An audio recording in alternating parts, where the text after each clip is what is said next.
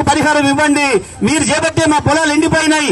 ఎండిపోయిన పొలాలకు మీరు 3 సార్లు నీళ్లు ఇచ్చి 4వ తడి నీళ్ళు ఏదైతే ఆపినరో దాంతో పొట్టకొచ్చిన పొలాలు ఎండిపోయినాయి. ఆ ఎండిపోయిన పొలాలకు మీరే బాధ్యులు కాబట్టి 25,000 పరిహారం ఇవ్వండి అని చెప్పి కేసీఆర్ అడిగాడు. అంతేకాదు మీరు 2 లక్షల రుణమాఫీ చేస్తున్నారు, అది చెయ్యండి. రైతు బంధు ఇవ్వలేదు, రైతు బంధు వెంటనే ఇవ్వండి. ఇవాళ ఏదైతే కళ్ళాలలో ఒడ్లున్నాయో, ధాన్యం కేంద్రాలలో ఒడ్లున్నాయో అవి వెంటనే కొనాలో, వెంటనే కొని 500 రూపాయలు చొప్పున బోనస్ ఇవ్వాలి క్వింటాల్కు. మీరు మాట ఇచ్చినావు. ఎన్నికల కమిషన్ అడ్డం ఉందని చెప్పకు. నువ్వు ఎన్నికల కమిషన్ కు రాయి, నేను మద్దతు ఇస్తా తప్పకుండా. ఓట్లు ఏమైనా గానీ, రాజకీయాలు ఏమైనా గానీ నేను రైతుల కొరకు మద్దతు ఇస్తా అని చెప్పి కేసీఆర్ సూర్యాపేట నుంచి అడిగితే తెల్లవారి వాడు బలిపెక్కువై 100 లిస్టు పంపమన్నాడు.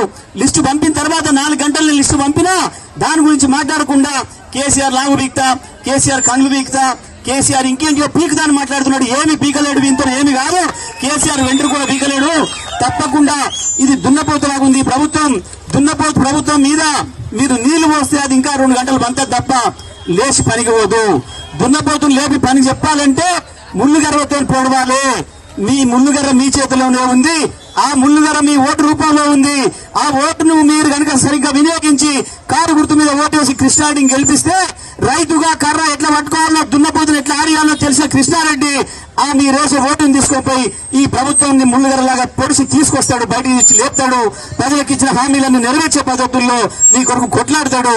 అందుకే ఇటువంటి యువకుడిని, రైతు అయిన యువకుడిని కేసీఆర్ గారు మీ అందరి ఆశీర్వాదం కొరకు పంపిండు.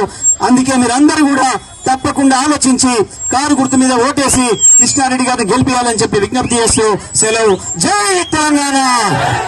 కేసీఆర్ గారి నాయకత్వం, కేసీఆర్ గారి నాయకత్వం. కారు గుర్తుకే, కారు గుర్తుకే. జై తెలంగాణ.